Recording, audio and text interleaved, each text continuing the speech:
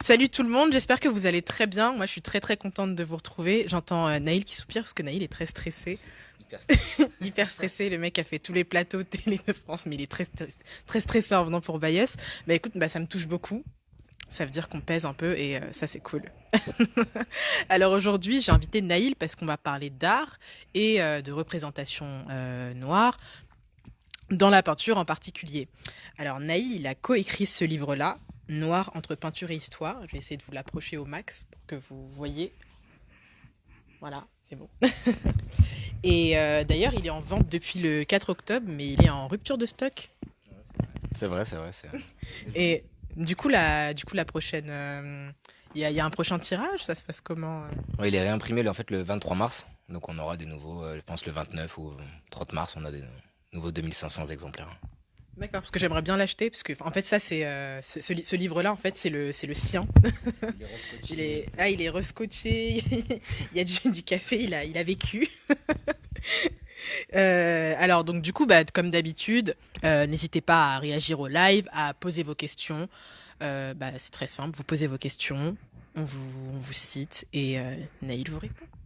Ou pas. Non, si, il va répondre. Même à vos questions les plus bizarres, parce que parfois vous posez des questions bizarres. Alors, du coup, Naïl, tu as coécrit ce livre avec Grégoire Fauconnier. Est-ce que c'est quelqu'un que tu connaissais et enfin comment ça vous est venu à l'idée Bah, avec Grégoire, en fait, on se connaît depuis l'université, c'était en 2004, à l'université Paris 10 Nanterre, et c'est un très bon ami, je suis témoin de son mariage, donc voilà, c'est quelqu'un dont je suis très proche. Et l'idée, elle m'est venue il y a à peu près 4 ans. Bah, je me balade dans les musées, un peu comme on fait tous. Ouais. Et bah, il y a beaucoup de tableaux avec des noirs. J'étais à Rennes à l'époque et je me dis mince, comment ça se fait qu'il y a plein de tableaux avec des noirs, je sais rien, j'ai aucune information. Il y a des petits cartels là, vous savez, les petites notices Ouais. qu'il y a en bas, mais il y a marqué des choses assez fantastiques, allégories, métaphores, enfin plein de choses assez surprenantes qui voulaient rien dire pour moi. Je me suis dit, si jamais il y a des noirs qui sont là dans les tableaux, si des peintres, et des grands peintres en plus européens les ont représentés, c'est qu'il y en avait en Europe, c'est que cette personne-là, elle existait, il y avait des modèles, et ça veut dire qu'il y a des histoires qui sont bien antécédentes à la colonisation et à l'esclavage, et qui ont en plus un autre regard, parce que parfois ils sont juste peints pour ce qu'ils sont. Et donc j'ai décidé de commencer des recherches, j'ai trouvé des choses un petit peu en anglais, des recherches anglophones, mais rien en français, donc je me suis dit, il y a quelque chose à faire, et Grégoire, il m'a suivi là-dessus, et on est parti comme ça. Alors du coup, c'est plusieurs siècles de représentation noire en fait dans la peinture. T'as dû faire des gigas fouilles archéologiques, genre comment ça s'est passé? Non, au niveau des recherches, d'abord, on a fait un recensement, en fait. On a écumé les bibliothèques, les livres d'art, les sites internet, même parce que l'internet aussi regorge d'images. Donc après, il y en a qui sont un peu parfois fausses ou pas sans source, etc. Mais voilà, nous, on est parti vraiment à la source. On est parti bah, beaucoup à la BNF. J'ai dormi un peu à la bibliothèque François Mitterrand dans l'espace recherche, mes samedis, etc. J'ai perdu bah, beaucoup de choses, mais c'est la vie. Et voilà, et à force, après, on a recensé, je sais pas, peut-être ouais, à peu près 10 000 tableaux. Et là, on s'est dit, mais il faut qu'on fasse quelque chose. Donc, on s'est dit, allez, on s'est séparé un petit peu et on a fait un plan.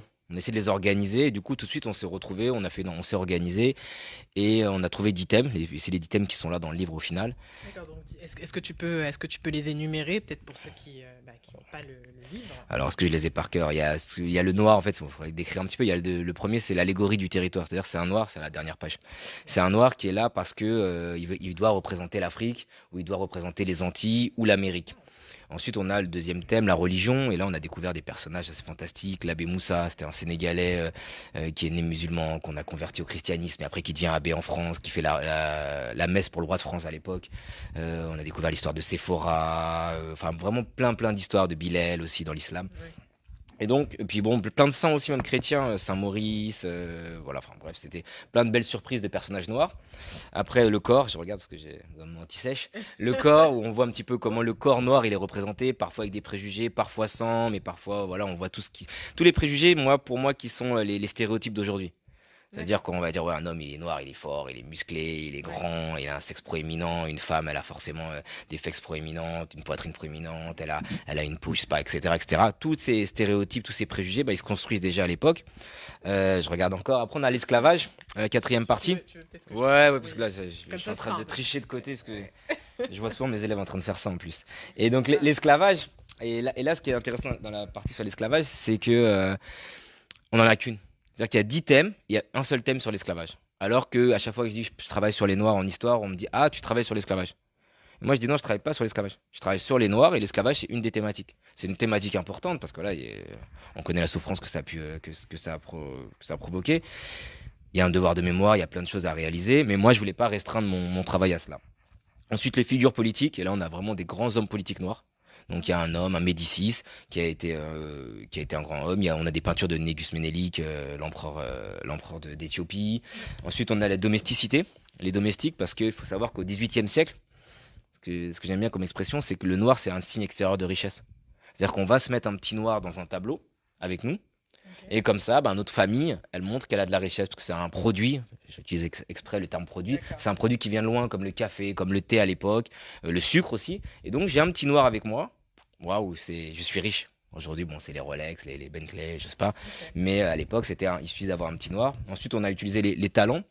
Donc là, on a des peintres talentueux, on a des acteurs, enfin, on a vraiment plein de choses que vous découvrirez. Je vais accélérer quand même, parce que je parle beaucoup. On a, Non, mais on vas-y, je a, t'en prie. on a un Et thème la sur la poésie? guerre, on a un thème sur des scènes de vie. Et enfin, le dernier que j'aime beaucoup, c'est Présence noire. En fait, au départ, je l'avais appelé Où est le noir? Un peu en mode Où est Charlie? Parce que c'est Ouais. des tableaux où il y a un noir au fond du tableau, etc. Et on essaie de retrouver sa signification et pourquoi il est là, etc. Par exemple, dans le radeau de la Méduse, il y en a trois, mais ils sont au milieu d'une 16 ou 17 personnes. Et donc, mais ils ont leur signification. Voilà. Ok. Donc du coup, c'est plus de 10 000 œuvres, tu m'as dit, c'est ça? Alors, 10 000 recensés, là-dedans, on en a mis 300. D'accord. 300, non, on peut pas Et baisser. C'était. ça allait être beaucoup plus massif que ça, j'imagine. On peut plus le porter là. Et du coup, sur ces 300 œuvres, est-ce qu'il y en avait que tu connaissais déjà avant? Bon, alors, Radeau de la Méduse, je le connaissais. Jean-Baptiste Belay, le premier député noir français, je le connaissais. Maintenant, je les connaissais, mais je connaissais pas peut-être en profondeur l'histoire. Donc là, ça m'a permis, moi, de faire une bonne mise à jour. Et ça, c'est vraiment un plus du livre. D'accord, très bien. Alors du coup, je vais faire un petit rappel, peut-être pour les personnes qui viennent d'arriver. Là, on est avec Neil Verndoy, qui est le co-auteur de Noir entre peinture et histoire. Donc je vais remontrer le livre. Voilà, donc aujourd'hui, on parle de représentation en fait des personnes noires dans la peinture. Voilà, Parfait. tout bon. Ok. Alors, du coup, justement, tu viens de me dire que tu as fait beaucoup de découvertes, aussi bien sur le plan historique que artistique. En fait, les découvertes artistiques t'ont permis d'apprendre des choses sur l'histoire. Euh, c'est quoi le truc qui t'a le plus choqué? Choqué. Genre, enfin, Si, il y a une toile qui me choque à chaque fois, j'en parle assez souvent parce que c'est vrai que j'ai du mal à la regarder, je la regarde rarement. C'est une scène de viol. Et c'est vrai que pour le livre, j'ai parcouru plein de livres, mais une scène de viol, comme je dis, j'en ai vu deux ou trois, donc je sais pas sur 100 ou 200 000 peintures. Et là, on a une scène de viol, je vous la montre comme ça, voilà, qui est crue. C'est une femme noire qui se débat, qui est entourée de ses assaillants, de ceux qui vont s'apprêter à la violer. Et c'est représenté comme ça, et je trouve ça vraiment cru. Surtout qu'il y en a un qui nous regarde. Et j'ai vraiment à chaque fois ouais, l'impression, et qui nous pointe, qui la pointe du doigt et pointe qui du nous doigt. regarde. Et en fait, j'ai vraiment l'impression à chaque fois qu'il est en train de me pointer moi et qu'il me dit t'as vu ce qui se passe voilà, et puis il en rigole, et puis voilà, on le sait tous, et on fait ce crime sur une femme, et en plus c'est une assez ancienne peinture, elle est du XVIIe siècle. Mm. Donc voilà, cette peinture, ouais, elle me choque parce que c'est pas de la photographie la peinture, donc on prend le temps. Une photographie de viol, bon, il y en a, enfin de viol, de scènes un peu pornographiques ou sexuées, ouais, de viol, j'ai envie de dire, mais bon. Et il y en a, mais la peinture, on prend le temps, c'est Ouais. peint, c'est réfléchi, c'est pas juste un cliché. Ça arrête pas à un moment précis. C'est quelque chose qu'il a construit, qu'il a mis en scène. Il l'a certainement pas pris sur le vif. Voilà, donc c'est toute cette réflexion et cette permission aussi de le faire. Il s'est permis de le faire. Et pour moi, c'est quand même quelque chose de Et de marquant. c'est qui le C'est un c'est qui peintre, le c'est peintre Christian qui a van fait ça? Crouwenberg. C'est un peintre néerlandais. Alors, c'est peut-être celui qui nous montre du doigt d'ailleurs, parce qu'on a retrouvé des portraits dans sa maison, des autoportraits qui ressemblaient énormément à ce personnage. Donc, en même temps, on se dit que si c'est lui qui s'est mis là, c'est peut-être qu'il veut dénoncer aussi ces crimes, parce que c'est des crimes qui se passaient au Suriname ou dans l'Antigua, enfin les îles néerlandaises, pardon, ou alors sur un bateau. Parce qu'en fait, la pièce, ce qui est assez dur, c'est que la pièce, elle est crue. Il n'y a rien dans la pièce. Il n'y a pas de décor, il n'y a pas d'arrière-plan. Alors à l'époque, il y a tout ce qui est la perspective, etc. En plus, on est après la Renaissance, donc il y a Ouais, toute c'est cette vraiment. perspective, mais là, il l'a effacé. Il l'a effacé pour qu'on s'arrête sur ce qui se passe. Concentre vraiment sur ce qui est en train On de se voit le passer. jeu des jambes, voilà, elle est encerclée, elle est imbriquée, entremêlée avec les hommes blancs. Elle appelle à l'aide. Et en même temps, on sent que ses jambes, elles bougent pas, donc on sent qu'elle est déjà soumise et qu'elle peut plus rien faire, qu'elle sait ce qui va lui arriver. Mais c'est vrai que du coup, oui, c'est une œuvre Ça plombe l'ambiance un peu, assez là. violente. C'est des choses, c'est C'est des une choses réalité, après, c'est une réalité, ça s'est qui se passé, bien sont sûr. Ouais. passées, voilà. Donc, et en plus, c'est assez intéressant de voir que voilà, il y a plusieurs lectures, voilà, de savoir si le type qui montre Mhm. qui pointe du doigt, est-ce que c'est celui qui a peint, voilà, pour dénoncer. Enfin, ça reste assez intéressant. Donc, il y a cette toile-là qui t'a choqué. Et est-ce qu'il y a est-ce qu'il y a certaines toiles ou certains faits historiques qui t'ont surpris? Genre, surtout toi, enfin, t'es prof d'histoire, donc j'imagine que tu dois avoir, que tu dois avoir une culture historique bien fournie. Mais est-ce qu'il y a encore des choses qui t'ont surprise, genre, t'es là, genre, ah bon? Après, il y en a pour lesquels on a des doutes. Il y a la Mauresse de Moret, une femme d'église qui pourrait être la fille de Louis XIV ou de sa femme. Donc ça, c'est des histoires un peu fantastiques, mais on a encore des doutes. Il y a des historiens qui travaillent dessus, et ça, c'est vrai que c'est incroyable de se dire ça. Mais il y a quand même pas mal d'événements qui montrent que c'est probable. Que c'est probable. Alors, ils sont peut-être juste en amourachés, c'est-à-dire qu'ils sont se rapprochés d'elle, ils l'aimaient bien, mais quand même, ils vont lui rendre visite alors qu'elle est vers Fontainebleau dans un couvent. Elle s'appelle, hop, j'ai perdu le nom, mais le nom du roi plus le nom de la reine composé. Marie-Louise, voilà, elle Ah s'appelle Marie-Louise, donc oui, oui, Marie oui, et j'avais entendu cette Marie-Thérèse histoire et déjà. Louise. Enfin, il y a plein, et puis elle reçoit une rente royale. Donc il y a plein de petites choses comme ça. On sait que même des philosophes de l'époque sont allés la voir. Il y a plein de petites choses comme ça. Donc c'est vrai que c'est assez surprenant. Il y a Alexandre de Médicis qui pourrait être aussi métis et descendant de la famille des Médicis. Il y a pas mal de choses comme ça qui sont. Il y a besoin de travail encore d'historien dessus, mais non, c'est vraiment des belles découvertes. Et puis même pour l'histoire de France. L'histoire de France, en fait, elle a plein de grands personnages noirs. L'histoire de l'Europe aussi. Donc on a découvert en Suède, en Russie, on a découvert voilà, plein de personnages dans toute l'Europe, au Portugal, en Espagne, en Italie, vraiment en Angleterre, partout. Il y a eu des personnages noirs depuis des siècles. Il me semble que dans le livre, il y a une peinture d'un homme noir qui était esclave, puis qui s'est Ah ouais. affranchi et qui est devenu ministre, qui est devenu ministre en France. Enfin, c'est une histoire Ah ouais, d'accord. assez dingue. C'est Jean-Baptiste Belay, donc c'est le premier député noir. Ah Et voilà, bah voilà, c'est donc lui, il serait né à Gorée. Alors là, il y en a plusieurs. Bon, après, on n'a pas toutes les dates, on n'a pas tout, mais il serait né à Gorée. Alors lui, c'est une peinture assez connue qui est à ouais, Versailles au Trianon. ouais. Et, euh, et donc, lui, il serait né au Sénégal. Et ce qui est assez fou, c'est qu'après, du coup, il a été emmené aux Antilles, vendu en tant qu'esclave. Là-bas, il était esclave jusqu'à 17 ans. Ensuite, il a racheté sa servitude. Il a servi dans l'armée française pour la guerre d'indépendance américaine. Ensuite, il vient en France, il sert pour la Révolution française, et après, il est envoyé par Napoléon pour mater la Révolution haïtienne. Donc c'est assez incroyable et il se rebelle du coup contre les Contre Haïtiens. les Haïtiens, Voilà, oui. bon, voilà. Donc c'est pour ça qu'en fait à chaque fois on présente donc une peinture et puis derrière on met en fait d'autres peintures qui vont dans le même thème qu'on décrit mais on décrit un petit peu moins. Donc là on a mis d'autres peintures avec Toussaint l'ouverture notamment, enfin avec des personnages haïtiens parce que voilà il a son histoire qui est reliée pour nous à Haïti. D'accord, très bien. Alors du coup là je viens de me connecter sur le direct. Du coup bah bonjour Djamila, bonjour Hassen, bonjour Soline, bonjour à Adama et bonjour Fatih. J'avais pas vu vos messages avant. Donc salut. Bon, je suis un... Ah, il y a un commentaire. Non, Burke, c'est ça? non, il y a... Ah! Il y a Grégoire Fauconnier Ah, il est là? qui te fait un petit shout-out. Quelle classe, toujours au top, Naïl. Ouais, c'est mon fan numéro un. Bon, on est fans tous les deux l'un de l'autre, donc ça va. Ah, bon, bah, on embrasse Grégoire Fauconnier. Alors du coup, bah, je fais un petit rappel pour ceux qui sont arrivés maintenant. On est avec Naïl Verneuil et il nous présente son livre Noir entre peinture et histoire. Que je vais remontrer. Hop. Tu peux écrire avec Grégoire Fauconnier qui est en live là. Vous pouvez lui poser ses questions aussi, elle aussi. Faire travailler un peu. Voilà. D'ailleurs, livre qui est en rupture de stock. Donc, si vous vous précipitez à la Fnac demain pour aller l'acheter et que vous ne le trouvez pas, en fait, c'est totalement normal puisqu'il y aura un prochain tirage Le 23 mars, le 23 mars. la semaine prochaine. D'accord, très bien. Alors, Naïl, justement, je le disais tout à l'heure, t'es prof d'histoire. Exactement, histoire-géographie même. Ah, histoire géo, d'accord. T'es prof en collège, c'est ça? T'as été Collège, prof en... lycée, ouais. Exactement. Donc, du coup, enfin, ça a dû être pas simple, mais enfin, t'avais une bonne base, t'avais une bonne base pour.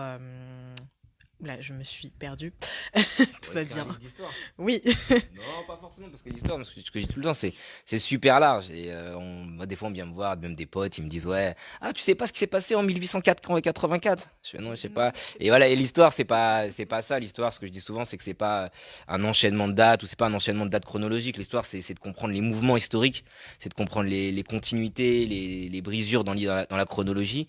Et c'est pas simplement s'arrêter sur des dates ou sur des personnages. Il y a plein de dates que je connais pas, il y a plein d'événements que je connais pas. Et c'est important de dire, voilà, je sais que je ne sais rien par rapport à toute l'immensité du savoir historique qu'il y a. Voilà. Et, oui, du coup, t'es au collège.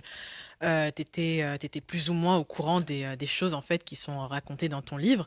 Est-ce que c'est des choses que t'abordes dans tes programmes en fait avec tes élèves? Ouais, on peut tout aborder en fait, parce il y a toujours une entrée. L'art, en fait, ce qu'on a fait avec le livre, c'est, tu vois, qu'on l'appelle comme ça, entre peinture et histoire. C'est entre l'art, l'histoire de l'art, parce que moi je suis pas historien de l'art, et entre l'histoire. C'est-à-dire qu'à chaque fois, on prend une peinture pour raconter l'histoire d'un personnage, on tire un peu la bobine, la ficelle, et après de ça, on raconte la grande histoire. On raconte l'histoire des Noirs. À chaque fois, on part d'une micro-histoire pour en raconter une grande. Et en cours, on peut partir à chaque fois d'un tableau. On peut rajouter une œuvre à chaque fois. Alors, pas que sur les Noirs, on va pas faire négrocentré, mais on peut parler de plein de choses. C'est-à-dire, je sais pas, par exemple, sur les tirailleurs sénégalais, l'année dernière, avec une classe de première, j'ai introduit la partie sur les tirailleurs sénégalais avec un tableau. Et du coup, c'est D'ailleurs, qui est dedans, ouais, un qui est tableau. dedans. Ouais, j'ai pas inventé. C'est pas moi qui l'ai pas. Là, avec un tableau qui est dedans. Et du coup, c'est vrai que tes élèves, tout de suite, ça a parlé. Je dis, bah, qu'est-ce que c'est? Bah, ah, on est pendant la guerre. Ah, ils ont des chéchias sur la tête rouge. Ils sont dans un sol. Ils pensaient que c'était de la neige, mais en fait, c'est de la craie. Qu'est-ce qu'ils font là en 1914? Ah, mais en fait, ce sont des Sénégalais. Enfin, Sénégalais, c'est beaucoup plus large, hein, c'est toute l'Afrique de l'Ouest Ouais. dans le contingent des tirailleurs sénégalais. Mais qu'est-ce qu'ils font là? Et donc, à chaque fois, ça interroge en fait l'art. Ce qui est bien, c'est que ça interroge. Je pense que c'est un peu, je vais être un peu présomptueux, mais c'est un peu ça le succès du livre, c'est que il est imagé, il est coloré, et l'art interroge. C'est-à-dire que face à une œuvre d'art, moi je répète, je suis pas historien de l'art, mais face à une œuvre d'art, on a tous des sentiments. On peut être énervé, on peut pleurer, on pleurait peut-être pas jusque là, mais Ah bah, ça bah, dépend des si, émotions. Mais si, peut-être, si. si, c'est On vrai. peut pleurer devant une œuvre Non, d'art. je pleure souvent. Et Voilà, assume, assume. non, on peut pleurer, on peut rire, on peut être choqué, on peut s'interroger. Et c'est ça ce qui est fort. C'est-à-dire, même un élève en grande difficulté, bah, il part avec la même base que n'importe quel autre élève face à l'art. Et c'est ça la force de l'art, c'est qu'il est universel. Et quelle que soit la couleur, quel que soit l'âge, quel que soit le sexe, le genre, etc., bah, face à l'œuvre, t'es là et t'es toi avec tes sentiments. D'accord, très bien. Ah, il y a il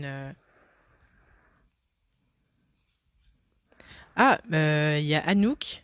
Salut Anouk. Magnifique travail. Bravo à vous deux. Je vous attends pour une collaboration avec l'histoire de l'art. Voilà. Merci, hein. On est là.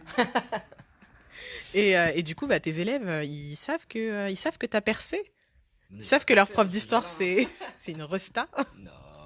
Non. Non, mais je pense pas il y a de la starification. Après, ça reste de la culture. Et bah, je pense qu'il y en a qui suivent, etc. Forcément sur les réseaux, même si je vous l'ai dit, ils ont pas Facebook à leur âge, c'est fini un petit peu. Ouais, mais tes élèves, ils t'ont stalké un peu. Ouais, bien Tout le sûr. monde fait ça. Même moi, j'ai fait ça. Même moi, C'est vrai. je continue à le Il y a que faire. moi qui le fais pas. En fait, à chaque fois, on prend. Ouais. T'as jamais stalké des profs? Ah, non, les profs, non, mais même les gens, quand j'ai un rendez-vous avec quelqu'un, par exemple, je t'ai pas stalké. Tu vois, et chaque fois, on me dit, même on me le fait, on me fait des reproches, parfois, on me dit, c'est pas qui je suis. Je fais, non, je sais pas, excuse-moi. Mais c'est pas, je sais pas, je préfère rencontrer quelqu'un et je suis la vieille école, en fait. Ah, Voilà. Non, mais je pense qu'ils savent, mais ah, ouais, il y en a qui m'ont déjà dit. Mais c'est pas quelque chose, après ils ont peut-être un peu de pudeur d'en parler, etc. Moi, c'est pas quelque chose que je mets en avant parce que après je reste un enseignant, même par rapport aux collègues, il y a pas de, j'en parle même pas en salle des profs, c'est pas un truc que j'ai envie de, je sais pas, j'ai pas envie de me mettre au-dessus ou quoi que ce soit, hein, c'est pas. Ah non, non, bien sûr, mais par exemple, est-ce que vous avez déjà, je sais pas, est-ce qu'en classe, il y a déjà un élève qui t'a parlé du livre, ou est-ce que tu as déjà parlé du livre avec des élèves, enfin, ne serait-ce que pour montrer des œuvres, ou enfin, dans le cadre de tes cours, quoi. Là, des élèves m'en ont déjà parlé, on en a parlé en aparté à la fin du cours, etc. Mais je vais t'étonner, je l'ai jamais ramené au travail. Ah ouais. Ouais, je l'ai jamais ramené au travail. Peut-être un peu de pudeur aussi, je sais Hmm. pas. Ouais. Jamais, en tout cas, j'ai jamais ramené. Et là, par exemple, je l'avais toute la journée pour le ramener, mais je l'ai pas Ah, sorti de mais mon sac. d'accord. Voilà. Ok, très bien. Non, je sais pas, c'est pas une volonté de se mettre en avant ou quoi. Si on me le demande, il y a pas de souci, mais si, c'est pas moi qui vais aller le ramener en tout cas. Donc, du coup, t'es un féru d'histoire. Je sais pas si je suis féru d'histoire, moi je suis féru de PlayStation surtout déjà, mais Ah, non, je taquine, non, mais je sais pas si je suis féru d'histoire, j'aime bien, c'est quelque chose qui me touche, je pense que c'est important de connaître son histoire. C'est la base même pour notre identité. C'est un peu tout le débat qui est en ce moment sur les retours des œuvres d'art, de certaines œuvres d'art en Afrique, etc. C'est important pour construire son identité de savoir qui on est, d'où on vient. Et moi là, c'est plus même un peu afropéen ce livre. C'est parce que voilà, c'est pour savoir que les Noirs en Europe, on n'est pas, voilà, c'est pas juste voilà, quand mon père est arrivé, des choses comme ça. Il y en a toujours eu. Il y a toujours eu ce brassage. Ils sont toujours connus en Europe. Il y a toujours eu des allers-retours, etc. Et depuis l'Antiquité. Donc c'est ça qui est intéressant et je pense que c'est ce qui m'a manqué peut-être moi en tant qu'élève puis en tant qu'étudiant dans ma construction, c'est des repères. C'est des repères, c'est des exemples, des choses comme ça. parce que toi, du coup, enfin, toutes ces personnes-là, ne serait-ce que les tirailleurs sénégalais, on me dit qu'il y a deux questions. Ah, Du coup, je vais. c'est la personne qui est là qui peut dire. Priorité. Exactement. Alors, il y a Soline qui demande pour quelle raison avez-vous décidé de faire ce livre? Oui, Soline ne devait pas être là au début, du coup. Ouais, c'est par manque, je pense que moi après c'était peut-être au départ, je pense que tout projet est personnel comme vous avec votre radio, etc. C'est votre média, c'est une volonté de répondre moi à mes questions, mes interrogations face à l'art et face au personnage. Je me dis mais j'ai jamais entendu parler de celui-ci, et voilà, j'ai fait un master d'histoire, j'ai jamais entendu parler de lui, etc. Comment ça se fait? Et qui sont-ils? Et pourquoi en France personne ne se pose la question? Et pourquoi en France on a encore peur du mot noir? Et pourquoi en France on a peur il y a même pas de mot en français encore, mais les Black Studies. Il n'y a même pas d'équivalent en France. Et pourquoi en France on ne prend pas les groupes communautaires? Là, ça commence. Il y a le groupe des LGBT, il y a le groupe des femmes, c'est des groupes communautaires, c'est des constructions sociales. Mais Et qui ça y est, sont, on commence. qui sont très très très mal vus et quand on les Ouais, nomme, c'est très très mal. ouais, je pense que maintenant, ça y est, maintenant, enfin, les femmes, vous êtes là quand même, non? De plus en plus. Enfin, je pense que dans les Bah, revendications en tout cas. les femmes, lesquelles? Mais enfin bon, Ah bon, on va du coup pas. voilà. Non, mais je pense qu'il y a toutes ces revendications qui sont en train de se créer et qu'aujourd'hui, bah, c'est plus possible de se fondre dans un républicanisme où tout le monde est le même et il n'y a pas de différence parce qu'il y a des différences de fait. Donc on peut pas avancer sans en parler. Et je pense que c'est encore une fois ça. Là, il y a une expo au musée d'Orsay qui s'appelle le modèle noir. Enfin, il y a des choses comme ça. Le terme, il commence à ressortir de plus en plus. Et on sait que c'est un sujet. D'accord, ça ricane, ça ricane Je crois derrière. qu'ils se moquent de moi en fait. Ah, c'est pas très sympa. Je vous ai déjà dit de pas vous moquer de mes invités. Franchement, c'est pas cool. Après, ils voudront plus revenir et tout. Alors, deuxième question. Il y a Raphaël. Salut Raphaël. Euh, Pourquoi il n'y a pas de représentation des Noirs dans les livres d'histoire au collège, au lycée? Après, de représentation, déjà, il n'y a pas beaucoup d'art dans les livres d'histoire, dans les manuels. Si on parle des manuels, c'est ça? Si on parle des manuels, il n'y a pas beaucoup d'œuvres d'art, surtout que l'histoire de l'art, ça vient dans les programmes, ça ressort, tous les ans, il y a un nouveau truc. Donc, il n'y a pas vraiment l'histoire de l'art. Des représentations, il y en a quand même. Maintenant, ça dépend des thématiques. Mais il y en a. Alors oui, sur l'esclavage, forcément. Après, c'est les thématiques et il faut voir comment on l'aborde. C'est-à-dire sur la Première Guerre mondiale, maintenant, parler des tirailleurs, c'est pratiquement obligatoire. Bah, dans l'esclavage, il y a les Noirs, la colonisation, on l'a. Avant ça, non, c'est vrai qu'avant ça, je vois pas où est-ce qu'on pourrait en parler. Enfin, on pourrait en parler, mais où est-ce qu'on en parle en tout cas? Mais du coup, Si, mais après, ouais, non, ouais. les programmes scolaires, ils ont fait une petite mise à jour concernant tout ça. Parce que moi, je sais que quand j'étais au collège et au lycée, bah, enfin, les tirailleurs, j'en ai pas entendu parler. Ah, mais je pense que c'est aussi, colonisation non il y a eu plus. aussi une volonté, ça, c'était une volonté politique, mais même notre grand De Gaulle, à un moment, il a effacé les Noirs des Champs-Élysées, etc. Donc, il y a eu cette volonté politique, et du coup, bah, les manuels, ouais, ils ont un petit peu de retard, mais en tout cas, sur les tirailleurs, ça se fait. Donc maintenant, ça, on peut plus le. C'est un combat qui est acté, et tant mieux. Après, il y en a d'autres, et moi, le mien, par exemple, c'est voilà, c'est qu'on parle plus seulement de l'esclavage. Moi, j'ai envie qu'on parle de plein de choses. Il y a eu plein de choses en Afrique, il y a eu plein de choses en Europe. Il y a des grands personnages. Et voilà, c'est à travers ça qu'on va pouvoir même émanciper tout le monde. C'est-à-dire, et puis créer cette diversité. Et la diversité, elle est là. C'est-à-dire que voilà, moi, je prends les transports en commun tous les jours. La diversité, elle est là. J'ai grandi en Île-de-France. Elle est là, la diversité. Maintenant, on peut pas la nier. C'est vrai qu'elle est là dans les faits, mais dans les sphères, il y a beaucoup de sphères dans lesquelles elle n'est pas là, et c'est là qu'il va falloir travailler. Et c'est un petit peu ça la réponse de Steve, c'est qu'on a eu beaucoup de mal à le faire, pardon. J'ai envoyé, je sais pas, le manuscrit, je l'ai envoyé peut-être à 40 éditeurs quand même. Ah, Et à chaque fois, j'ai eu des retours négatifs, négatifs, négatifs, négatifs. Le public n'est pas prêt, c'est pas pour un public français, c'est un public anglais-saxon, faites-le aux États-Unis, nous on verra après, etc.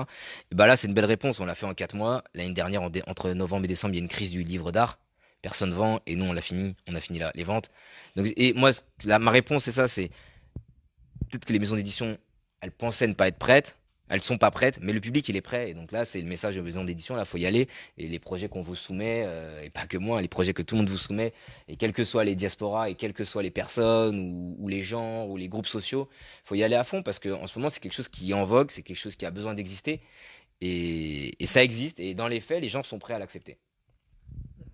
Et même Emmanuel Macron, là, il faut que tu nous diversifies un petit peu comment ça s'appelle, ses ministres, en tout cas. son Son gouvernement. gouvernement, voilà, je cherchais le terme. Ah, Mm. ah oui, on en a marre des costumes.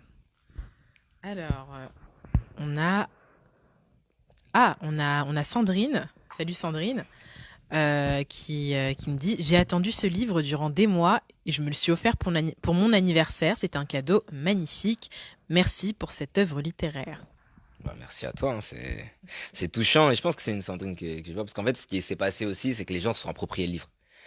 Et c'est incroyable, moi j'avais pas d'Instagram, j'étais un peu un old school et tout. Et du coup, on a créé un Instagram, enfin même c'est Greg qui l'a créé à la base. Et dessus, on poste à chaque fois les photos que les gens nous envoient. Et c'est vraiment, il y a toute une dignité, une fierté, ça on pouvait pas l'anticiper. C'est vraiment, les gens sont fiers d'envoyer des photos que je reposte après. Alors j'essaye, mais il y en a plein et voilà, je travaille. Mais j'essaie de les reposter sur tout le week-end. Et ils sont fiers, et c'est ça. Et en plusieurs fois, on m'a dit, mais c'est une dignité retrouvée, je suis fier de ce livre, merci, je l'attendais, je vais pouvoir le montrer à mes enfants, je vais le lire à mes enfants et tout. Et ça, c'est super touchant, ce genre de message.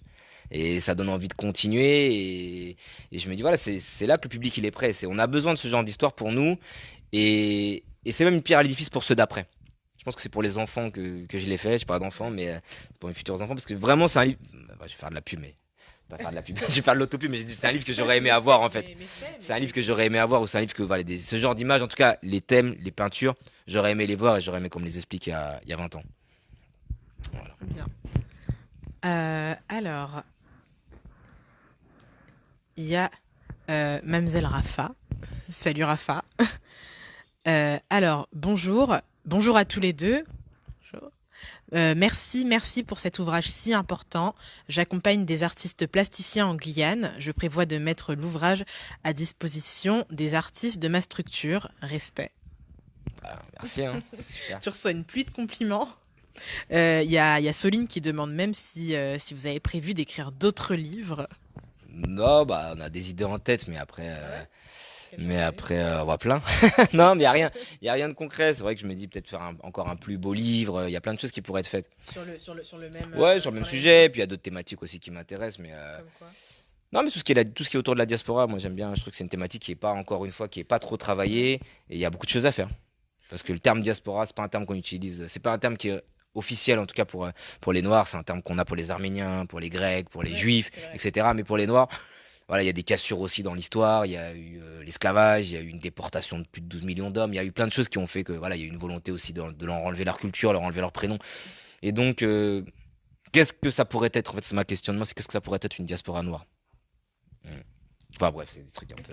Ok, donc projet à venir, c'est bien. Moi, je sais pas, mais. J'arrive à tirer des infos peu à Je vais peu. la téléfoot là. Faut le transfert et tout.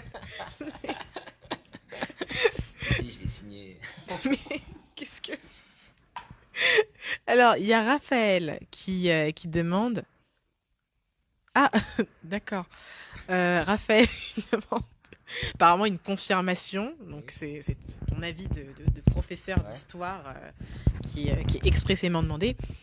Naïl, tu peux nous dire officiellement que les Égyptiens étaient bien noirs. Comme ça, on met fin au débat une bonne fois pour toutes. Ouais, je pense que Raphaël a envie d'en découdre. ouais, je vois ça, mais moi, c'est pas une question qui me taraude la plus. C'est pas l'action qui me taraude la plus, réellement. C'est-à-dire que pour moi, c'est quelque chose de déjà d'ancien. Pour moi, moi, je m'inscris dans le présent.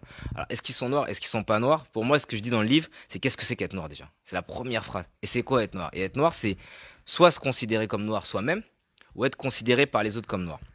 Là, je reviens d'Égypte. En plus, j'étais là pendant les vacances. Et du coup, j'étais dans les pyramides et tout. Et puis, j'ai ce questionnement un peu qu'elle a Raphaël. Et je me dis, mais dans les représentations, comment ils se représentent finalement, eux déjà? Parce que comment ils sont représentés. Moi, je pense que toute cette polémique, déjà, elle vient du fait que dans les péplums, là, les films des années 60, etc., que plus personne ne regarde, qui durent 3h30, bah, c'est vrai que les pharaons, ils sont blonds aux yeux bleus. Donc là, on est d'accord qu'il n'y a pas de Il y a crédibilité. une petite Il n'y a incohérence. pas de crédibilité. Et bon, bah, après, voilà, l'Europe a voulu s'approprier à un moment cette histoire parce que c'est une civilisation, moi, franchement, qui m'a encore choqué. Pourtant, je suis loin d'être complotiste, etc. Mais quand tu es face à des trucs qui ont 5000 ans, qui sont gigantesques, tu te poses des questions, vraiment, tu te poses des questions, même si c'est pas des martiens qui sont arrivés, des choses comme ça. Non, mais voilà, tu te poses plein de questions. Tu te dis vraiment, cette civilisation, elle avait trop d'avance sur les autres, c'est incroyable. Mais après, quand tu vas, je sais pas, j'étais à Saqqara, par exemple, la plus ancienne des pyramides, tu vas dans les mastabas, les bâtiments qui sont juste à côté, et il y a des représentations de plusieurs couleurs. Et du coup, à un moment, il y en a, ils sont plutôt bruns, on va dire. Si on prend vraiment des couleurs, tu vois, ils sont plutôt bruns. Donc, voilà, ramé. Mais il y a 5000 ans, qu'est-ce que ça voulait dire? Moi, c'est toujours mon questionnement. Et après, je te dirai la deuxième partie. Et à un moment, j'ai une image où il y a un pharaon qui tient des ennemis. Et dans ces ennemis, il y a un Nubien. D'accord. Et là, le Nubien, il le fait vraiment très noir avec des lèvres rouges. Donc je me dis, il se distingue quelque peu de lui. Mais est-ce que lui se considérait noir ou pas? Je sais pas. Et là, je pourrais pas remonter, faire un retour à le futur pour savoir. Alors ça, c'est la première réponse, Raphaël. Je suis désolé, mais j'ai pas une réponse claire et tout parce que c'est tellement complexe l'histoire. Et moi, j'ai pas envie de faire du truc binaire. Oui, blanc, blanc, noir, gentil, méchant, etc. Pour moi, c'est beaucoup plus complexe que ça. Ce que je peux te dire déjà, c'est que c'était pas blond aux yeux bleus, ça c'est sûr. Et la deuxième chose sur ce sujet, c'est est-ce que vraiment c'est un combat qu'on a encore besoin de mener nous, alors qu'on sait qu'en Afrique il y avait des histoires de fous? On va au Monomotapa, on va au Songhai, on va au Mali, on va au Bénin. Il y a des histoires fantastiques. Il y a eu des empires, il y a tout. Il y a tout. C'est-à-dire que tu allais dans le sud de l'Afrique du Sud, voilà, j'étais en Éthiopie, je suis devenu fou en Éthiopie, je suis tombé dans un pays, c'est un pays qui m'a retourné la tête, vraiment. On arrive dans la Libella, je suis arrivé dans la vallée de l'Omo, j'ai rencontré des peuples voilà, tu parlais de pleurer tout à l'heure, qui m'ont fait pleurer tellement c'est incroyable comment ils vivent. Ça y est, je vais pleurer. Et, C'est ça qui et, est fait. et je me dis, voilà, cette histoire-là, s'approprier. Honnêtement, moi, je suis d'origine sénégalaise. L'Égypte, c'est à 5000 km du Sénégal. Donc, j'ai pas envie de même me mettre dans la descendance, j'ai pas besoin de ça en fait. C'est pas quelque chose qui me touche moi. Moi, j'ai envie de me mettre dans la descendance parce que c'est passé au Sénégal il y a 5000 ans. Et je pense qu'il y a 5000 ans, il y avait déjà des choses. Et là, alors là, c'est dur par contre. Il faut aller faire des recherches, il faut aller faire de l'archéologie, il faut travailler, c'est super compliqué. Mais pour moi, le travail, il est là, il est d'aller voir ce qui s'est passé dans d'autres endroits. Ça, c'est vrai qu'en Égypte, il faut vous dire la vérité, c'est un truc, c'est phénoménal. Et je peux comprendre que les Européens, à un moment, ils ont voulu se l'approprier parce que c'est juste phénoménal ce qu'on a là-bas. Mais je pense que c'est pas un combat. Moi, c'est pas le combat que j'ai envie de mener. J'ai envie de mener d'autres combats, de se dire, voilà, en Afrique, à d'autres endroits, il y avait des civilisations dont on parle pas. Dont on parle pas. Et là, faut y aller. Au Monomotapa, il reste encore des choses. Faut aller chez Mugabe, etc. Vous allez voir. Il y a encore plein de choses. Il y a des stèles, il y a enfin, c'est incroyable. Moi, quand je vois des reportages, chaque fois, je suis choqué. Et je me dis, voilà, c'est là qu'il faut qu'on aille. Donc Raphaël va étudier un petit peu ces empires du Monomotapa et reviens-moi avec des informations parce que j'ai envie d'en savoir plus sur tout ce qui se passe là-bas. Parce que l'Égypte, c'est quelque chose qui a été creusé, creusé, creusé. On a des milliards d'informations. En tout cas, ce que tu peux être sûr, c'est que la 24 et la 25e dynastie, ils étaient noirs 100%. C'était des Nubiens. Ils prennent le pouvoir, je crois que c'est au 6e siècle avant Jésus-Christ. Ça, on est sûr. Après, le reste, voilà, c'est des débats d'historiens. Moi, je suis pas spécialiste en plus de l'Égypte antique. Donc, voilà. Bon, bah, Raphaël, à toi de jouer. Ouais, non, mais Voilà, c'est important qu'on fasse à tous ce tes travail-là. Ouais. bouquins. Alors, il y a. euh, hum, hum, hum, hum. Ah, bah, Soline, du coup, qui rebondit. Concernant l'histoire de l'Égypte ancienne, il faudrait aussi faire une œuvre, surtout suite à ton séjour là-bas. Ah, mais c'est du travail, ça c'est vraiment notre métier. Égyptologue, franchement, c'est super compliqué, déchiffrer. Enfin, voilà, il faut faire des études très longues pour y arriver. Je suis pas prêt à repartir pour 10 ans. Là. Donc Soline, vas-y si tu veux. Mais non, mais de toute façon, l'histoire, il faut qu'on soit beaucoup. Il faut qu'on soit plein d'historiens. On peut pas, je sais pas, moi, je suis pas le représentant des historiens noirs du monde. Hein. Enfin, on doit être plein et on doit se donner la main et avancer ensemble. Et peut-être que Raphaël, elle va retrouver des sources, etc. Et elle pourra arriver avec des choses tangibles. Pour l'instant, ce que je peux dire, c'est qu'il n'y a rien de tangible qui est indémontable. Et moi, ce que je veux, c'est arriver avec des choses indémontables. Honnêtement, et je vais me la raconter un petit peu, mon livre, il n'y a aucune critique négative. Tu peux chercher partout, il n'y a pas de critique négative. Parce qu'on a taffé 4 ans dessus avec Grégoire. Et voilà, il y a personne il n'y a pas encore de critique négative. Parce que voilà, on a vraiment essayé de chercher toutes nos sources, etc., d'aller au fond des trucs. Et c'est ce qu'il faut. Comme ça, et bah, ta thèse, Raphaël ou Soline, je sais plus, ta thèse, elle va être indémontable. Et c'est ça qu'il faut arriver à faire. C'est pas juste arriver avec des idées, des trucs, parce qu'on est en train, pour moi, avec ce livre, de transférer un débat actuel sur quelque chose d'il y a 5000 ans. Et c'est très compliqué. C'est trop compliqué d'arriver avec des valeurs. C'est comme si on dit oui, mais est-ce que Cléopâtre était féministe? Je veux dire, pour moi, c'est la même chose. C'est Oui, c'est pas le même, il n'y a pas le même contexte historique. C'est un exactement. peu Qu'est-ce que c'était le anachronique féminisme il y a 2000 ans? Enfin, ouais, c'est un peu anachronique de voilà. base. Et c'est un peu anachronique même. Voilà, le terme noir. Quand est-ce qu'il vient? Est-ce que voilà. Donc c'est plein de choses comme ça qui. Mais après, si ça se trouve, aujourd'hui, on irait, nous, on se transfère dans le temps et on arrive en Égypte, on fait bah oui, c'est des noirs. Parce qu'avec nos représentations d'aujourd'hui. Et encore, moi, je peux aller au Sénégal dans certains endroits, on va me dire t'es pas noir. Et je peux aller, voilà, ça dépend vraiment de où on est. Il y a plein d'endroits où tu vas être noir, où tu vas pas être noir. Est-ce qu'un métis est noir? Est-ce qu'un carteron est noir? Est-ce que voilà, c'est toutes ces réflexions, cette construction sociale. Et pour qui? Il y a peut-être des noirs qui sont peut-être plus noirs que moi, qui se considèrent pas noirs. Il y en a qui sont moins, qui vont se considérer noirs. Et pour moi, c'est vraiment une réflexion intellectuelle à avoir. Dans différents endroits du monde, on sera pas considéré comme noir, on sera pas vu de la même manière. Il est marrant parce qu'il y avait un Allemand, quand j'étais au Mali en décembre, il y a un Allemand qui disait mais pourquoi tu dis noir alors que t'es pas noir? Et pour lui, j'étais pas noir. Ah oui. Et c'est incroyable. Mais je pense qu'en Allemagne, du coup, finalement, ils ont peut-être une autre catégorie. Par exemple, quand j'étais à Haïti, j'étais noir, mais eux-mêmes, un métis, moi je dis ah mais lui c'est un noir. Il me fait non, non, lui c'est un mulâtre. Je dis ouais, ok. Bon, le terme mulâtre en plus, moi, il me fait mal, mais c'est dans leur vocabulaire. Après, c'est dans leur sémantique, etc. Tu vois pas, je suis pas leur prophète pour les changer, etc. Mais pour eux, il y a ces catégories. En fonction des pays où t'es, il y a différents groupes sociaux. Et on met une étiquette différente sur toi. Voilà. C'est vrai. Je suis Alors, emporté là, j'ai trop parlé. non, mais non, Je suis un franchement, prof, c'était hein, super. non, c'est un prof parle trop les profs. Hein. Non, mais en plus, non, mais c'est vrai que c'est une problématique super intéressante en plus pour le coup à soulever. Même moi, je sais que j'y pense très souvent. Donc non, tu n'as pas trop parlé. Si Non, t'as mais je vais si rajouter t'as- si un t'as trop dernier parlé, truc en tout sur. cas, c'était intéressant. Je vais rajouter un dernier truc sur les noirs. C'est quand j'étais en Éthiopie, par exemple, j'ai rencontré bah, il y avait des noirs, puis il y avait plein de noirs finalement. Mais en fait, ils m'ont un peu, même moi, bousculé mes préjugés. Et j'ai opéré un déplacement intellectuel là-bas, je trouve. Parce que ils sont noirs de peau, mais ils ont des nez super fins, ils ont des toutes petites lèvres, etc. Alors que pour nous, un noir, il faut qu'il est très négroïde, congoïde, etc. Alors qu'en fait, non, tu peux avoir la peau noire et avoir des traits fins. Oui, Et enfin, nous, on va penser noir, Afrique de l'Ouest. voilà, exactement. Direct. Nous, on a nos repères à nous, franco-belges, Afrique de l'Ouest, Afrique centrale. Alors que de l'autre côté de l'Afrique, il y a complètement d'autres faciès, en fait, d'autres phénotypes. Voilà. D'accord. Bien. Alors, il y a Aïcha Kallo, salut Aïcha, qui demande, je n'ai pas lu le livre, mais l'idée est super sympa. Peut-on l'avoir sur Amazon et à partir de quelle date? Alors, je pense qu'il est en commande tout le temps sur Amazon. Après, Amazon, vous avez des stocks un peu, mais je sais pas. Là, moi, j'ai pas de regard. En fait, moi, je le vends pas directement. J'ai un éditeur, donc moi, je m'occupe pas de ça. Je pense qu'il faut regarder sur Amazon. Hein. Aïcha, tape sur Amazon et tu verras, ils te mettent toujours le nombre de jours que tu peux l'avoir. Parfois, ils ont des stocks parce qu'ils en avaient commandé beaucoup. Parfois, il y en a plus. Moi, je comprends rien. Et voilà, moi, j'ai pas de regard sur les ventes. Tout ce que je peux te dire, c'est qu'à partir du 23 mars, ça va être réimprimé. Il y en a 2500 autres qui arrivent. Donc là, il doit en rester peut-être je sais pas, 80, 100 en France qui se baladent, mais où, je sais pas. D'accord. Bah.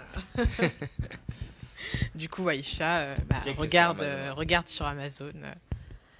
Ah, alors, il y a Warda, salut Warda, qui demande pense-t-il pouvoir organiser des ateliers ou séminaires pour que nos enfants obtiennent ces infos que nous n'avons pas eues ou ou des lives, car même si nous avons plus de connaissances, nous ne sommes pas chercheurs ou experts, dont nous serions ravis qui partagent cela. Alors ouais, on va faire des choses là, la semaine prochaine, on a des événements, on est au salon du livre, on présente le livre après-demain. On a 1 heure et tout, on sera au pavillon de l'Outre-mer. On a été invité par le ministère de l'Outre-mer qui a beaucoup aimé le livre et donc qui nous a invités. On va faire le salon de Genève, on va se balader un petit peu. C'est vrai qu'on a pas mal alors on va essayer de mettre tout sur Instagram, la page Facebook, parce que j'ai pas tout. Le salon du livre, c'est à Porte de Porte de Versailles, c'est Versailles, ça? exactement. Et donc on y est samedi. Alors ça c'est sûr et je me rappelle, on y est samedi de 15 heures à 16 heures pour la présentation, une conférence, débat, D'accord. échange. Et puis après on fera la dédicace. Et après les autres événements, il y en a un le 21 dans le 18e. Le Ouais. 21 mars, et après, je me rappelle plus. Après, on va à Londres, on est invité à Londres aussi. Après, on va ouais, à Genève. Enfin, il y a plein de choses, mais il faudra suivre sur la page ou voilà, Facebook, Instagram. Et, et autre chose que je voulais dire, ouais, ce livre, en fait, aussi, comment je l'ai réalisé, c'est que je l'ai réalisé pour qu'il soit très simple. C'est-à-dire que il n'y a pas de mots en latin, il n'y a pas de mots très compliqués, pas besoin de dictionnaire pour le lire. Et c'est vraiment un ouvrage scientifique, mais qui a une visée très didactique, très pédagogique. Il n'y a pas de mots qu'on comprend pas. Donc Aïcha, si tu l'as le livre, tu peux même toi-même lire l'histoire à tes enfants et ils vont comprendre, ils vont saisir l'importance qu'il a et tu pourras le raconter. Tu pourras le raconter. Et après on a aussi fait un petit truc en bas, il y a pour aller plus loin. C'est-à-dire à chaque fois, toujours, ouais, je vais te montrer. Ouais. Ah oui, Toi, je tu veux tiens bien. le micro, c'est plus simple. Oui, c'est un peu plus Voilà, si on prend par exemple cette histoire là où voilà, on dit l'héritage de Bilal, bah en bas, là, en bas à gauche, voilà, il y a pour aller plus loin, avec des livres, avec des références, avec des films, des documentaires. On a essayé d'être large sur ce qu'on a mis. On n'a pas mis que des livres un peu boring. Voilà, il y a un peu de tout, il y a un peu de tout. Et à chaque fois, on a mis ça, comme ça, tu pouvais aller plus loin et creuser un petit peu. Franchement, Aïcha, c'est à la portée de tous en fait l'histoire. Après. J'espère que personne m'écoute d'histoire de l'art, mais c'est vrai que moi je suis pas historien de l'art, les livres d'histoire de l'art, moi ils m'insupportent en fait. Ah J'y ouais? arrive pas parce que c'est super compliqué. T'as le tableau qui est là, t'as le commentaire qui tu le cherches pendant 3 heures. Moi voilà, et moi c'est vraiment, j'ai voulu qu'à chaque fois il y ait une peinture, il y ait le commentaire qui soit juste à côté. Et voilà, et en fait quand je l'ai conçu aussi le cahier des charges, je me suis dit, je l'ai fait lire à mes sœurs, à mes frères, enfin à tout le monde, et je voulais qu'à chaque fois, si quelqu'un pouvait lire le texte sans regarder la peinture d'à côté, je me dis que c'est raté. Il fallait vraiment qu'il y ait des va-et-vient. Je voulais donner des détails. Je voulais que la lecture soit assez simple et facile à faire et qu'elle amène voilà des informations. Donc voilà, je pense que tout le monde peut se l'approprier et je pense que là il y en a 300, il y a peut-être allez 200 personnages extraordinaires. Cette petite fille là, voilà, enfin il y a tellement d'histoires et je pense voilà, Aïcha, honnêtement, on peut tous le faire ce travail. Moi je suis pas plus compétent que quiconque. Alors on fera des trucs et tu pourras venir avec tes enfants bien sûr, mais il y a un truc avec Read Club aussi qui est en train de se faire le 31 mars. C'est un groupe de club afro de lecture. Voilà, il y a plein d'événements, mais ça me revient comme ça, mais on va essayer de les mettre au fur et à mesure parce que on est pas mal bookés, mais c'est cool, franchement c'est bien. L'engouement qu'il y a autour du livre, franchement ça touche en fait. Et justement, t'as eu des, j'imagine que tu as eu des retours. Qu'est-ce qui est le plus ressorti en fait? Bah, cette histoire de dignité, cette histoire de Ouais. fierté, de remerciement, euh, moi c'est ça qui m'a touché en fait. J'ai un ami qui est un peu artiste et qui me disait quand tu crées quelque chose dans la musique, c'est un rappeur. Il dit quand tu crées quelque chose, après tu l'offres au public et après il t'appartient plus. Et après moi j'ai pris conscience de ça, c'est-à-dire qu'en fait on l'a fini. Bon, bah, il aurait pu tomber dans l'oubli et en fait finalement bah, comme je dis les gens ils se sont appropriés, ils posent avec, ils sont super Ouais. fiers du livre et tout Oui, et c'est c'est enfin, pas pour tous les livres qu'on c'est voit hyper ça en fait, c'est vivre. pas pour tous les livres qu'on voit une fierté comme celle-ci. Donc ouais, c'est sûr que bah, Grégoire et moi, on est grave touchés par ça. Mm. D'accord. Bien. Ah, alors il y a plusieurs nouvelles réactions. Alors il y a Alice. Salut Alice. Superbe livre que je compte bien acheter bientôt. Bah, du coup, à partir du 23 mars. Question, pourquoi étudier la présence des Noirs dans l'art et pas dans les médias, par exemple? Vous n'avez pas eu peur que le sujet soit jugé un peu inaccessible? En fait, Du coup, on en revient. ouais, donc bah, les médias, je pense qu'il y en a qui vont travailler dessus. Je pense qu'il y aura pas mal de thèses en ce moment là-dessus. C'est très à la mode et tout. Et puis, mais après, moi, ce que j'aime dans l'histoire, c'est que là, ça ouvre. Enfin, moi, je trouve que voilà, l'art rend justice à l'histoire des Noirs. Parce qu'en fait, on n'a pas de photographie. Il n'y avait pas de médias à l'époque. Le média à l'époque, au XVIIe siècle, c'est l'art. parce qu'on n'a rien d'autre. Et donc en fait, grâce à l'art, moi je trouve que c'est l'art qui nous rend justice. C'est-à-dire que dans l'art, bah, on voit que à l'Antiquité, on connaissait déjà les Noirs. Qu'à l'Antiquité, il y avait des Noirs, qu'au Moyen Âge, il y avait des Noirs, etc. Et c'est ça qui m'a intéressé. C'est de montrer vraiment quelque chose voilà, relié à notre histoire. Alors pas jusqu'à il y a 5000 ans, mais relié à notre histoire avec l'Europe. Et voilà, et sur 500, 600 ans, on était là, on a fait des choses, on a des personnages fantastiques, on a de tout. Alors moi je suis pas fan des rois et des reines, je sais qu'on aime bien en ce moment, c'est à la mode et tout. Moi je trouve que les rois et les reines, dans tous les cas, qu'ils soient blancs, qu'ils soient noirs, c'est des dominants qui écrasent le peuple. Ça c'est peut-être ma vision un peu marxiste ou je sais pas, mais c'est comme ça.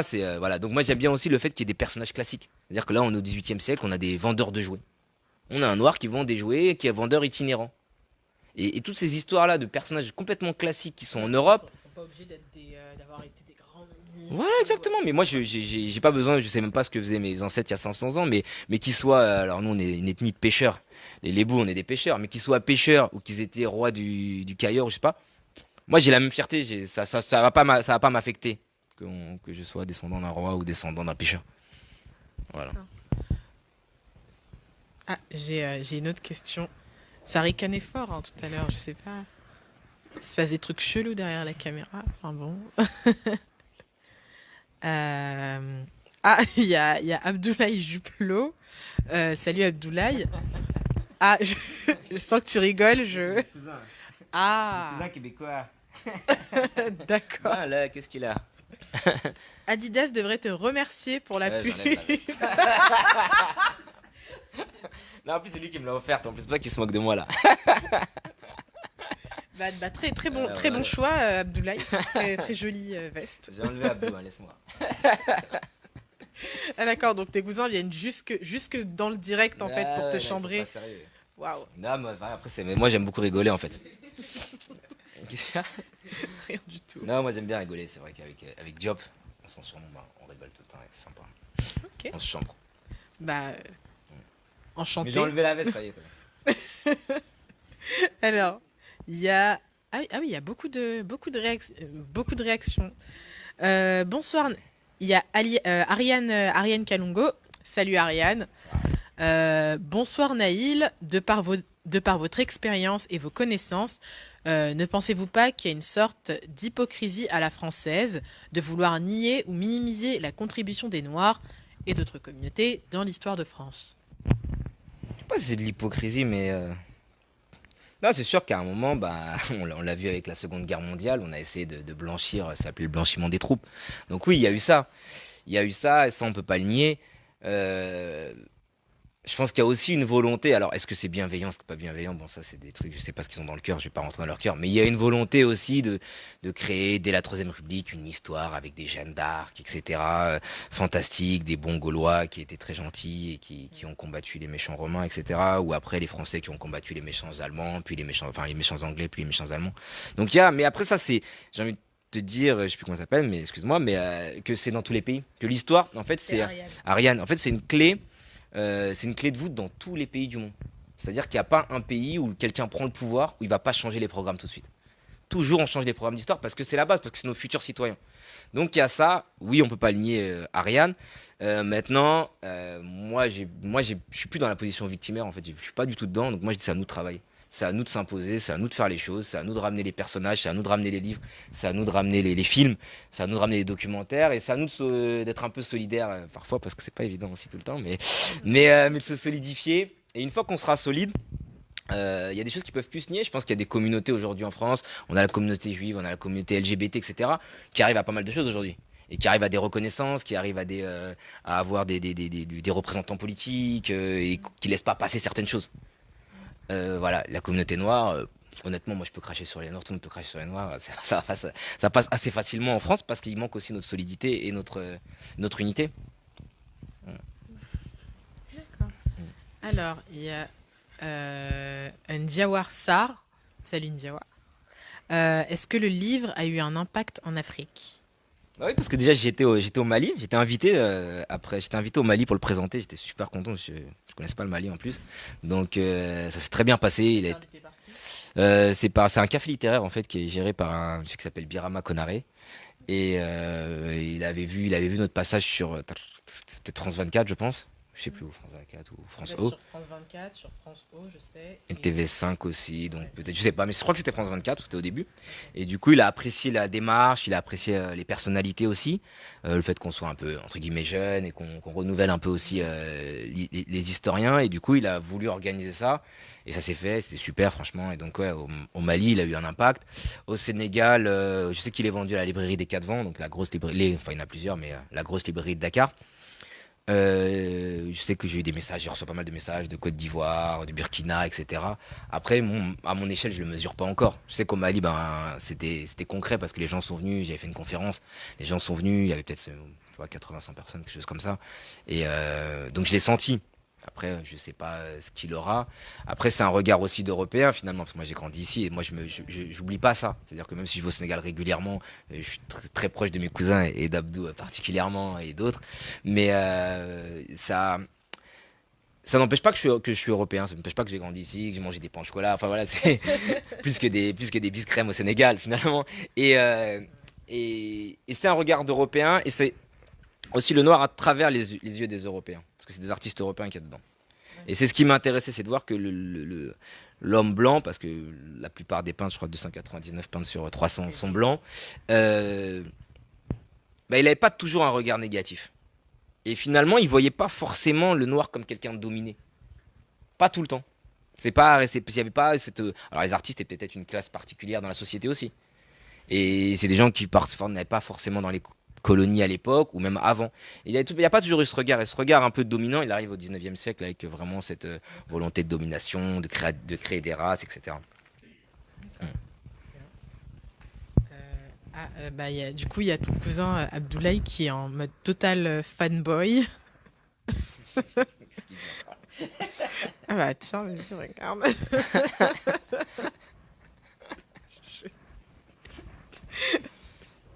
Non, mais je trop fière de lui, cœur. Non, mais c'est bien, c'est mignon. C'est lui la star de la famille, hein. C'est un grand footballeur. Ah, quoi? Donc c'est notre star, hein. C'est pas moi la star, Abdou, hein. On apprend des choses, on apprend des choses. Alors, Alice, Alix Bélia, salut.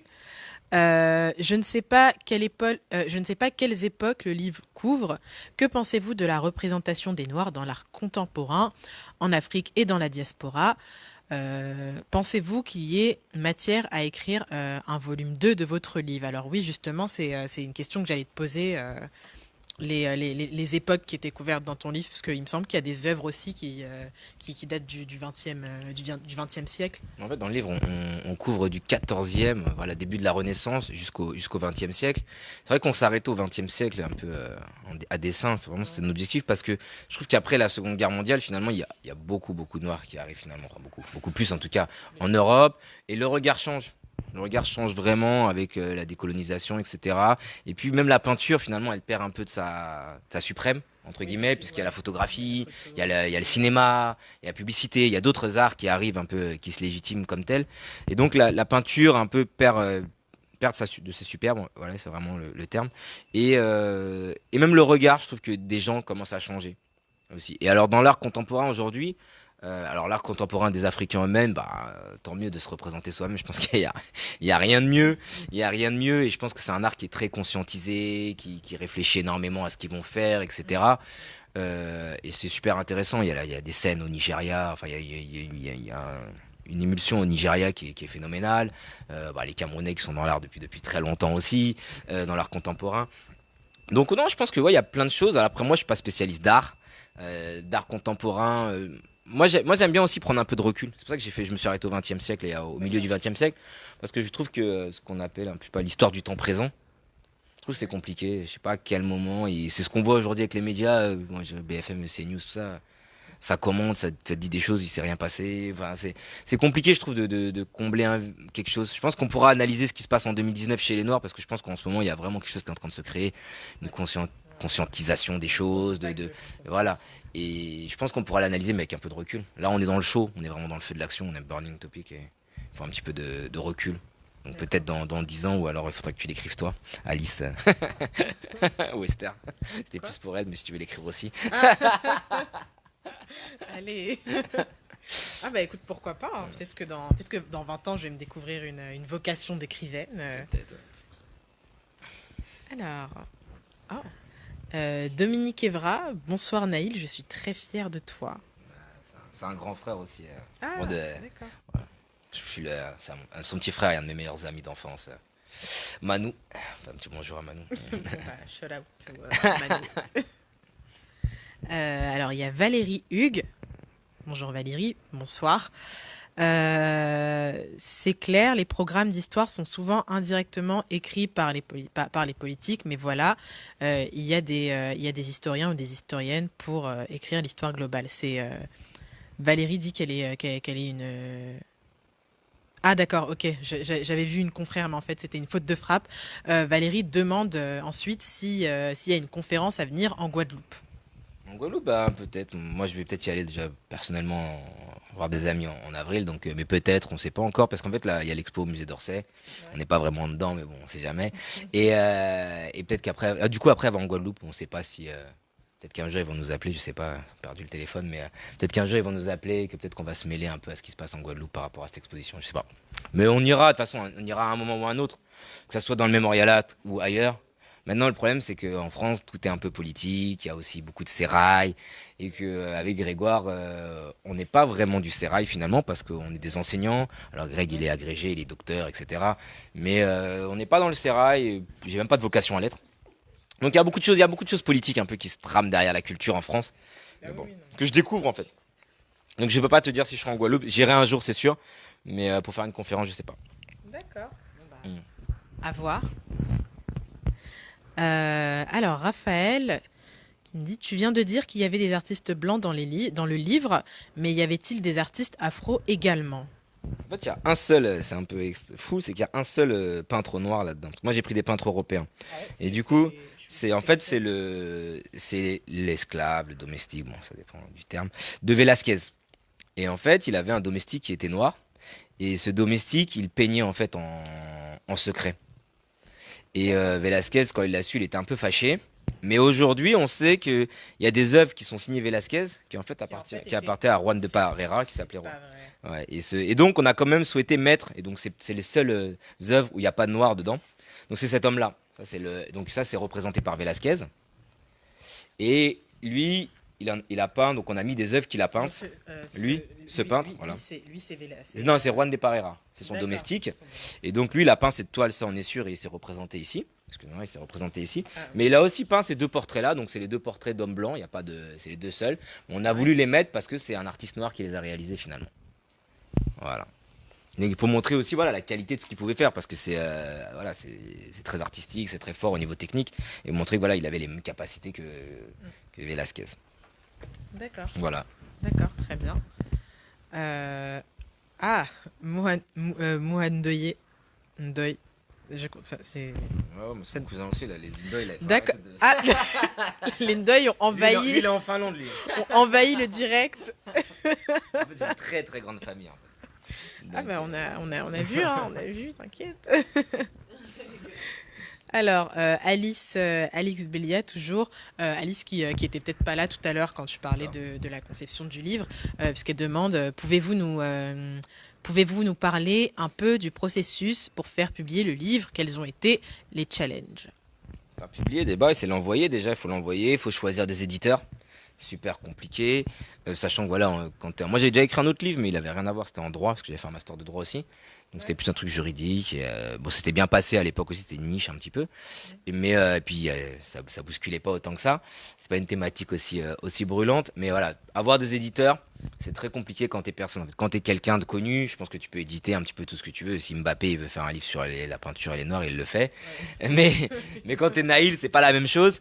Et du coup, il faut persévérer, il faut de la pugnacité, il faut de l'abnégation, il faut pas lâcher. C'est un investissement financier aussi parce qu'il faut l'imprimer à chaque fois, il faut l'envoyer et il faut essuyer les refus. Et moi, vraiment, le seul truc qui m'a à un moment pas fait abandonner, même si c'est dans mes derniers envois cet éditeur, et voilà, c'est que j'avais des retours qui étaient argumentés. Et alors, il y a des retours où c'est quelque chose c'est une lettre pro forma, donc bon, ça veut rien dire. Mais quand on argumente, quand on dit j'ai lu votre manuscrit, il est bien, mais le public il est pas prêt, Je peux même vous donner des œuvres des éditeurs anglo-saxons chez qui le faire. Allez voir chez eux. Non, non, non. Je me dis, mais pourquoi il s'est fatigué à me répondre tout ça? Ou tu l'imprimes ou tu l'imprimes pas, mais où tu m'envoies. Et je me suis dit, c'est qu'il y a quelque chose. Et donc j'ai persévéré, mais ouais, c'est compliqué. Franchement, bah, c'est pour ça qu'on a mis 4 ans aussi, parce que pendant un an et quelques, on arrête en fait. On a arrêté parce qu'on n'avait pas d'éditeur, on savait plus quoi faire. Et c'est dur de travailler dans le vide aussi. Parce que bon, après, quand t'es une star, tu travailles à la commande, on t'appelle, on te dit ouais, tu me fais un livre sur ça, on te donne de l'argent à l'avance. Voilà, nous on le fait pas pour l'argent, il faut être honnête, on n'a même pas touché encore 1 euro dessus. Je sais même pas quand c'est les virements, peut-être à la fin de l'année, je sais pas, mais on n'a pas touché un seul euro dessus. C'est pas quelque chose qu'on fait aussi pour l'argent. C'est quelque chose qu'on a fait voilà, pour la communauté, mais même pour la France, et même pour l'Europe. C'est vraiment voilà, réfléchir à notre diversité européenne. Et voilà, c'est vraiment une pierre à l'édifice de la culture européenne en fait. En fait, ce que tu dis, ça me rappelle un peu de l'histoire de, je sais pas si on a reçu Laurent Safou, Ouais. voilà, Il y a pas un million de papillons. voilà, qui a écrit comme un million de papillons, de papillons noirs. Donc il y a plein de, il y a plein de similitudes, de similitudes dans le On s'est discours, jamais croisé, mais là, c'est vrai qu'il y a ouais, le salon. Ce week-end, comme c'est le pas fait, sympa. par exemple, je sais pas, quand elle disait, ouais, moi j'aurais adoré avoir ce livre quand j'étais petite, bah, enfin, toi aussi c'est pareil. Et enfin, le fait que oui, elle a eu elle aussi, elle a essuyé énormément de refus, Hmm. alors que pourtant, bon, bah, enfin, c'est un livre pour enfants. Alors, enfin, ouais, j'imagine bien que s'y mettre une majorité de personnes noires dans un livre pour enfants, ça passe pas, Hmm. ça se doit passer Ah, c'est encore compliqué, moins. hein. Puis toutes les thématiques. Moi, c'est vrai qu'avant d'être prof d'histoire, j'étais prof des écoles aussi. Donc j'étais en maternelle, j'étais en primaire. Et du coup, j'avais aussi écrit un livre qui est jamais sorti, mais enfin, un manuscrit d'ailleurs. Mais un livre pour enfants, parce qu'à chaque fois on raconte des histoires aux enfants, on les lit. Et quand il y en avait sur l'Afrique, mais c'était incroyable. Je me rappelle d'une classe, je remplaçais à l'époque, parce que je commençais.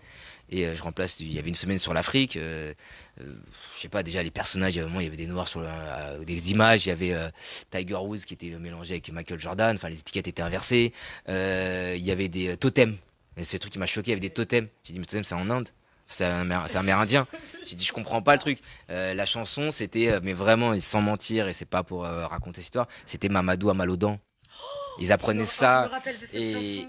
et moi, j'étais choqué parce que je me dis, mais attends, tu veux travailler sur l'Afrique, pourquoi pas, mais va chercher un artiste africain. Voilà, en plus, c'est pas difficile aujourd'hui avec Internet. Tu trouves une musique africaine, ou nouvelle, ou ancienne, même de la world music africaine. Enfin, tu peux.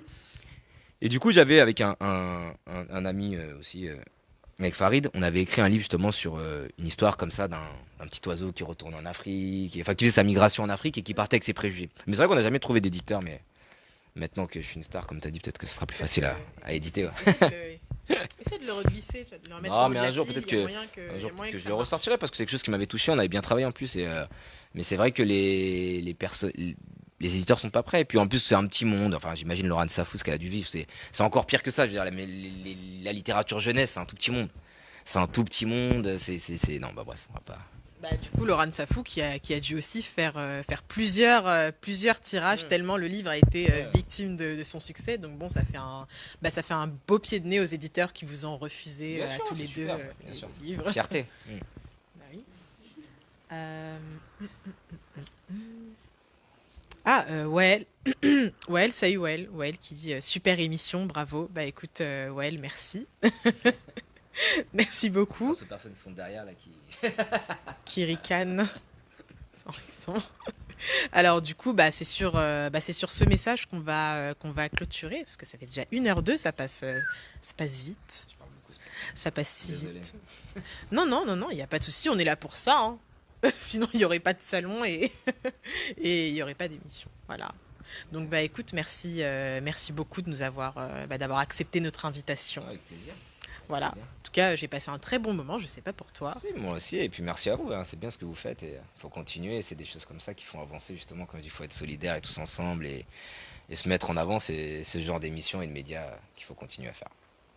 Merci bien. Voilà. C'est un beau mot de la fin, je trouve. Je vous dis à la semaine prochaine. Salut!